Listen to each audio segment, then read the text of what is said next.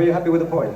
Yeah, it's better than not getting any points. We really wanted 3, but I mean, with Moore winning last night, we're happy with the 1 as long as we win next week. You know, it's always hard coming to South Melbourne, and I suppose in the end we are happy with the point.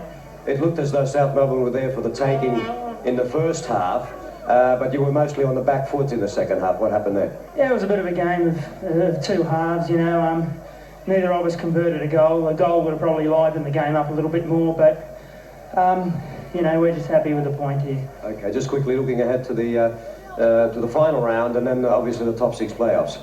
Yes, you know, we've still got to win next week. Do or die for Sydney Olympic against the Brunswick Pumas. Druzini with the free kick. Swarm of players inside the box. Back to Aloisi. In comes the cross. Could be the goal. No. Well, some anxious moments for Sydney Olympic. Mike Gibson, after just 2 minutes of play, had to leap forward and reach out for that one. Dave Barrett to Maloney. Some space now for Milosevic, but quickly charging through was Ibro Kahut with an exceptional tackle. Diffusing potentially dangerous situation for the Pumas. Here's Maloney, the up and under. Ironside there, gets his header in, but well picked up there by Cortis. And the second opportunity for Robbie Ironside, who came into this game nursing an injured knee. Milosevic with the corner. Chance now for Ironside, well saved by Curtis. And another opportunity for Sydney Olympic goes wasted. So the Brunswick Pumas doing all the right things in defence. Now Dave Barrett for Sydney Olympic. Kellich unloads the ball to Barrett again. Danger time, this could be the first goal. No, off the line, still. A swarm of players. The Sydney Olympic side running to Rob Davis and pleading for a penalty. Well, there were 3 shots at the target on that opportunity, and none of them managed to find the net. George Soros taking the throw in, and Ivan Kellich looking for Trajanovski. Trajanovski breaks free, couldn't beat Kurtis, and really another opportunity gone begging for Sydney Olympic. They'll rue that chance. Trajanovski, normally a reliable striker, he didn't put it away. Trajanovski, Kellich comes charging through, but well read by the keeper, Kurtis. Diffusing a desperate situation, but again, Kellich with a strike. Well picked, just off target. Ivan Kellich looking for a hat-trick tonight. Almost scored his first for the evening. On his way to become the leading goal scorer of the league. Only time will tell. Bernal and Kahut having a duel. Dispossessed now, here's Tricorico. Emmanuel, back to Aloisi. And Karkalitsas. Offside is Aloisi. The flag goes up. And Sydney Olympic have a chance. Aloisi gets the yellow card for that little scuffle. Ross Aloisi, who's had a very busy game for the Pumas this afternoon.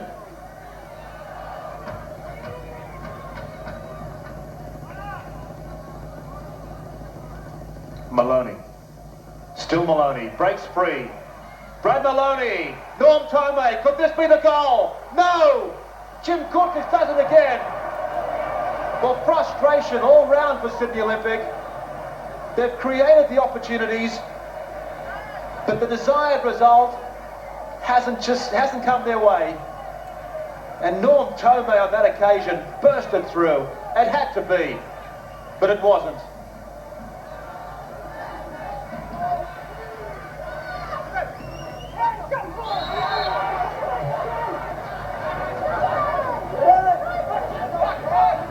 Milosevic to Maloney. Kelic is there. Trashanovsky comes steaming through. And another corner kick for Olympic. Inside the 2-minute mark now, that's of normal time. And the urgency just starting to creep in now as Norm Tomei ran across to take the corner.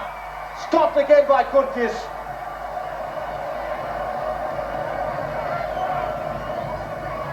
George Soros looking for blue shirts. Tsakenis comes through. Inside to Bernal. Playing as a striker now. Kelic! Trashanovsky was there, couldn't meet it. Now Tomei, Sydney Olympic, leaving their back line open. And it's understandable. They're nowhere near the goal mouth, Sydney Olympic. That's where they want to be. George Soros can put them there. Good run by Soros. He's brought down. It'll be a free kick. 2 minutes and 15 seconds of stoppages has elapsed. And could this be the one that puts Sydney Olympic into the semi-final playoffs? In comes the cross. Kelic! Off the line! But the whistle was blown for offside. The ball was heading for the net. It was cleared off the line, but it wouldn't have counted. Referee Rob Davis blew his whistle, and the free kick will be taken. 3 minutes of injury time now. Referee Davis looks at his watch. Could this be the last kick? Play continues. Barrett, Tricarico. Can he spoil the party for Olympic? Still Tricarico. Offside was Aloisi. Quickly taken by the keeper, Mike Gibson. Dave Barrett. This certainly will have to be the last throw of the dice for Sydney Olympic. Across to Bernal. Nice turn by Bernal, but shadowed by Tombolato. Soros does well to Kenneth, across to Barrett. Barrett with a shot, a driving shot. The whistle goes up, it's a penalty. And the Sydney Olympic fans are jubilant. Right on full time, 4 minutes of stoppages has elapsed. And the red card goes up. It's Ross Aloisi who's been given his marching orders. 49 minutes of play has gone in this second period. And Sydney Olympic hold the key to their fate in the end of season playoffs. One kick will decide whether or not they will continue in the 1993-94 Coca-Cola Soccer League season. And the man responsible is goalkeeper for the Pumas, Jim Kurtis, but more importantly, Branko Milosevic, who will take this kick. The pressure on Milosevic's shoulders must be enormous. This man holds the key. If he puts it in, Olympic will finish in 6th position. And he misses!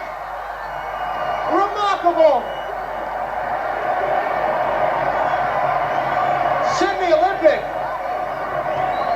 may have blown the chance. In fact, no, he's been given a second chance. Referee Rob Davis, in what will be an extraordinary decision, will allow Sydney Olympic to take the second kick. A yellow card goes up for the keeper, Kurtis. The black and white shirts of the Pumas swarm the referee. And, well, Sydney Olympic live to fight another day. This is extraordinary stuff.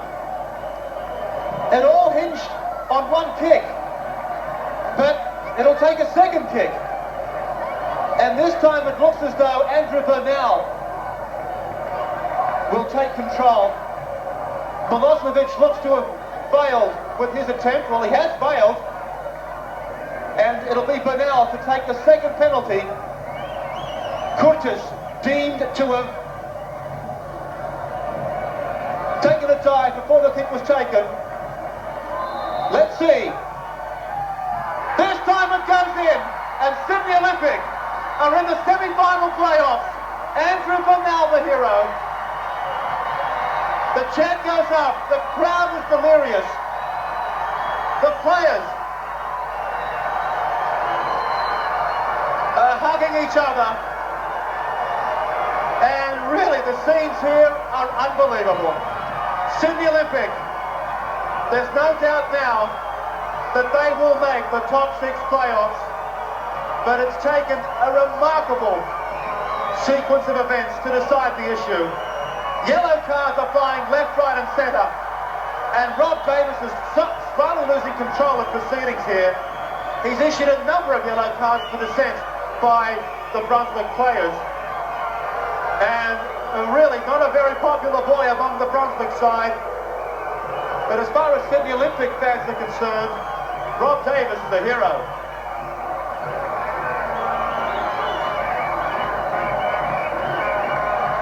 Well,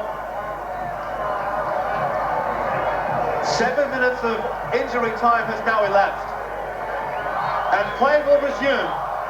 The referee looks at his clock. There must be seconds remaining. There it is, full time.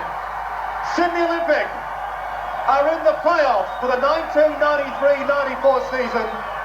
It's taken a final kick in the dying seconds of the game to decide the Sydney side of fate. Andrew Burnell polishing off the duties, and really mayhem as far as the Pumas are concerned. But Sydney Olympic live to fight another day. They will play the 4th placed side in the final series. But as they leave the field, it's a hero's exit. The fans know that their side hasn't played their last game of the season just yet. But we leave you from the St George Stadium amid jubilant scenes. The full-time score, Sydney Olympic 1, the Brunswick Pumas. Newspaper talk centres around Sydney Olympics' miraculous escape on Sunday. It was one that would have made Harry Houdini a proud man. In what was a day of fortune, the question now is, can the Blues carry their golden luck into the playoffs? The pressure on Milosevic's shoulders must be enormous. This man holds the key. If he puts it in, Olympic will finish in 6th position. And he misses! Remarkable! Curtis deemed to have taken a dive before the kick was taken. Let's see. This time it goes in, and Sydney Olympic are in the semi-final playoff. Andrew Burnell, the hero. It takes a lot of guts to give a penalty in that situation in the first place, and to retake it in about the 94th minute of the game, I mean, I don't know, I've got no words to explain the situation. I'm just annoyed, I don't know, I can't explain it. I really have no idea why it was to be taken again. I just know we missed it. I grabbed the ball, and the result is 1-0, isn't it?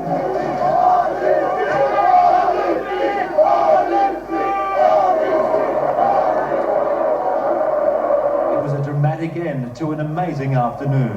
2 penalties, a controversial goal and 2 red cards, all in the space of 60 seconds.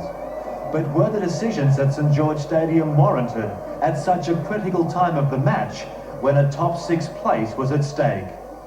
Did Brunswick keeper Jim Curtis move before Branko Milosevic made contact with the ball?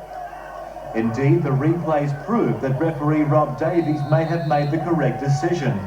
But it was a brave ruling. How often have keepers moved from their line before a penalty kick, yet no action be taken? You obviously thought you'd done your job. Oh, I pulled the save off. That was probably one of the best saves I pulled off all season. It really mattered too, I suppose, for everybody concerned. And to be retaken, it's just shattered me. Yeah. Curtis made a similar dive for the second attempt, but the goal on that occasion was deemed to be fair.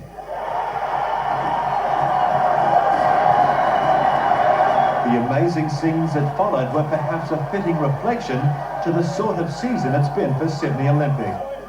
It was an escape act of the highest order, but for Brunswick, the curtain call to what promises to be a bright future. A lot of players, it's their first season, and it's just been extraordinary the way we've developed along the season. Some people may say that hey, they should be back in their Premier League, but I think we've shown a lot of people that they're wrong, and we deserve to be where we are. So after weeks of torment and anxiety, Olympic has survived the top 6 cut-off, but by the barest of margins. It's a club that's been playing cutthroat football ever since the arrival of Tom Samani, and with the playoffs just 2 weeks away, it won't be any different then. Well, I think today's game was the most pressure our players have been under, because this was a must-win game. It got right down to the wire, and we've come through it. Hopefully we can start afresh. We've got 2 weeks rest now. We can get ourselves geared into the finals, and I'm hoping that because we've had to play cutthroat football for 5 weeks, that